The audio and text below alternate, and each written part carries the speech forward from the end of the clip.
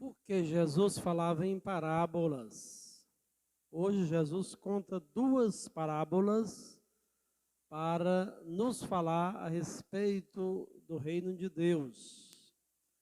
Jesus usava parábolas porque os mestres em Israel também o faziam. Os rabinos se utilizavam desse recurso, digamos assim, pedagógico. E Jesus é o mestre por excelência. Jesus supera a todos na sua sabedoria. Mas as parábolas são como que metáforas, comparações, que não necessariamente vão exigir uma concretude objetiva, histórica. De fato aconteceu ou não aconteceu. O mais importante é a mensagem, é a interpretação, é a hermenêutica que nós poderemos fazer a partir destas parábolas que Jesus nos conta. Jesus quer falar a respeito do reino de Deus. Dentre os discursos de Jesus, ou os ensinamentos de Jesus, ou a mensagem de Jesus, tem uma prioridade muito grande este conteúdo, essa mensagem do reino de Deus. Se há um reino de Deus, é porque possivelmente haja reino que não seja de Deus. O reinado de Deus é reconhecermos a soberania de Deus na nossa vida individualmente, em tudo aquilo que nós fazemos, na nossa família, no nosso trabalho, na nossa sociedade. Uma sociedade que se distancia dos princípios de Deus, uma sociedade que vira as costas para os mandamentos de Deus, desse jeito não está participando do reinado de Deus. Pois bem, duas pequenas parábolas que Jesus conta. Vai comparar Jesus e o reino de Deus ao trabalho de um agricultor que lança as sementes na terra. E ele o faz, o tempo passa. Mesmo quando está dormindo, a semente misteriosamente vai germinando, e quando a pessoa se dá conta, já existe a árvore, já existem os frutos. É interessante tudo isso. A outra parábola que Jesus conta é do grão de mostarda, que é um grão muito pequeno, menor de todos os grãos de Jesus. Mas depois, quando surge a planta, é a maior de todas as hortaliças, que vai abrigar, vai dar sombra para que os pássaros, as aves do céu possam se abrigar debaixo dessas sombras.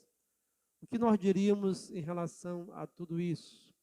Nós vivemos num mundo em que pensamos que a competência humana seja capaz de realizar tudo, ou até mesmo a nossa força de vontade.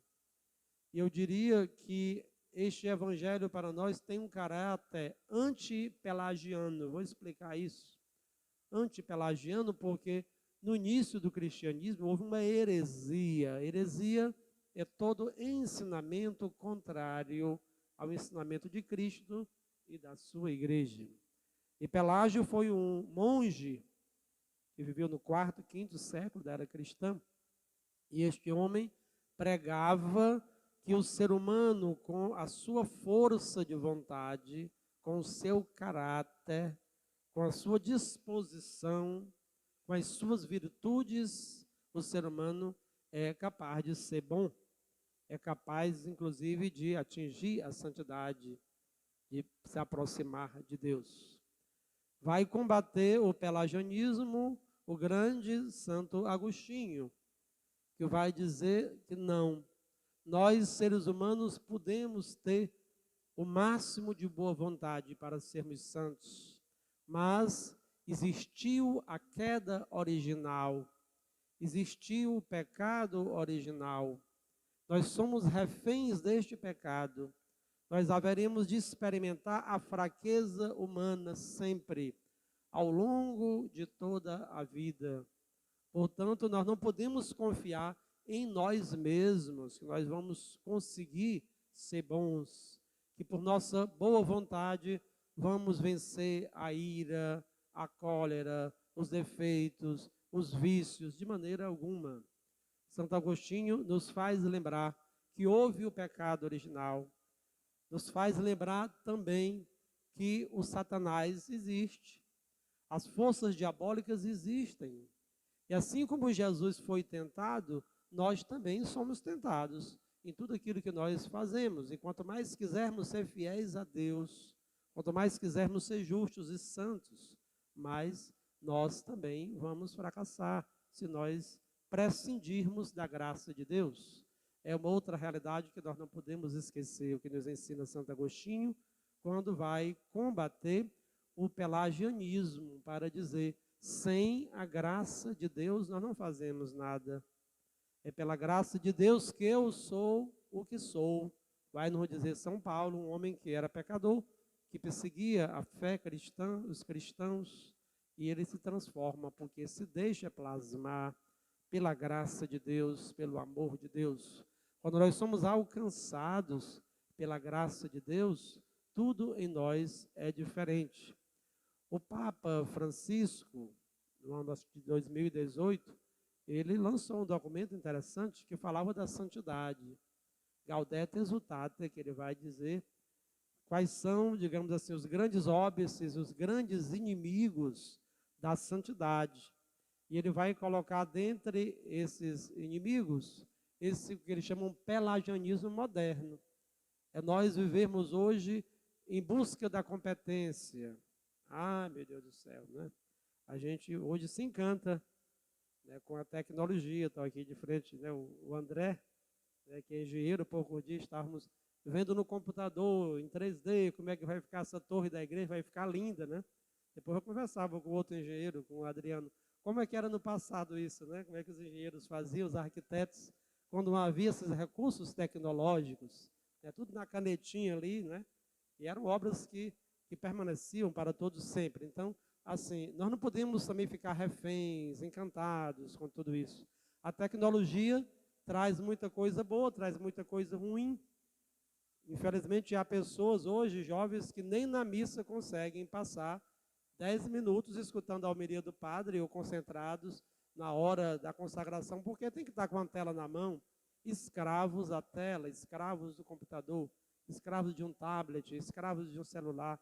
Então, nós devemos também perceber que nem tudo é, né, satisfatório, que a tecnologia não pode ser o nosso Deus, dentre tantas e tantas coisas, né? A força de vontade, eu vou lutar, eu vou a uma academia, eu vou cuidar do corpo, e assim por diante, até mesmo os recursos terapêuticos, né? Então é bom quando a gente busca uma terapia, né? Ele tem psicólogos aqui no nosso meio, mas não podemos dispensar da graça de Deus na nossa vida. Devemos lembrar que somos pequenos como este grão de mostarda. Devemos lembrar que não é o nosso trabalho, não é a nossa competência, não é o nosso salário. A gente vê e escuta tantas pessoas na sociedade que já nasceram em famílias ricas, que nunca souberam o que foi necessidade, nunca souberam o que é passar fome. E essas pessoas sempre estudaram nas melhores escolas, sempre tiveram as melhores oportunidades da vida, e elas pensam que podem viver sem Deus. Ah, que negócio de fé, ah, que negócio de buscar religião. Eu vou estudar, vou me esforçar e vou passar num concurso. Não preciso de fé, não preciso de religião. Há pessoas que são assim. Mas nós devemos lembrar que somos sempre esse grãozinho pequeno. Não é para nós nos acomodarmos. Se há ou se houve esta heresia chamada de pelagianismo, que acha que o ser humano sozinho consegue tudo, por outro lado, houve também uma outra heresia no século XVIII chamada de quietismo, onde a pessoa se torna completamente passiva. Eu deixo que Deus faça tudo em mim, é Deus que é responsável por todo o meu sucesso, eu não vou lutar mais, eu não vou trabalhar, eu não vou buscar nada, porque Deus faz tudo. O importante é que nós tenhamos o equilíbrio. Nós sozinhos não fazemos nada, não fazemos tudo. Deixar que Deus também faça tudo por nós não está correto, porque Ele nos deu uma vida, nos deu inteligência, nos deu capacidade de trabalho, nos deu força de vontade, nos deu razão, inteligência, sabedoria. Então é importante que saibamos ficar entre esses dois extremos. Não é Deus sem fazer nada, porque eu faço tudo, ou Deus fazer tudo sem eu fazer nada. É uma realidade muito mais sinérgica, é um sinergismo, é um meio termo. Eu ofereço a minha participação, eu dou o máximo de mim para ser bom, para ser santo, para ser justo, mas lembrando que sou um pecador, lembrando que sou pequeno, lembrando que eu sou humano, que eu posso fracassar.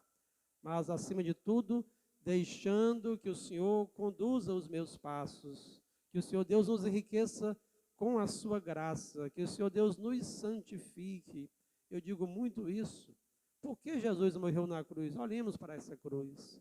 Se nós tivéssemos capacidade, força de vencer sozinhos, teria sido um grande teatro este momento em que Jesus doa a sua vida na cruz para nos salvar. Irmãos e irmãs, em oração, terminemos esta homilia, colocando na presença de Deus o que somos, a nossa pequenez, os nossos limites, as nossas fraquezas, mas o Senhor nos alcança com o seu amor, nos alcança com a sua graça, nos alcança com a sua misericórdia. Deixemos que Ele nos transforme. Ele não nos criou para que possamos viver na lama, para que possamos viver no fracasso, mas nos criou para que sejamos felizes, com um pouco de esforço e com a graça de Deus, iremos longe. Louvado seja o nome de nosso Senhor Jesus Cristo. Para sempre seja louvado.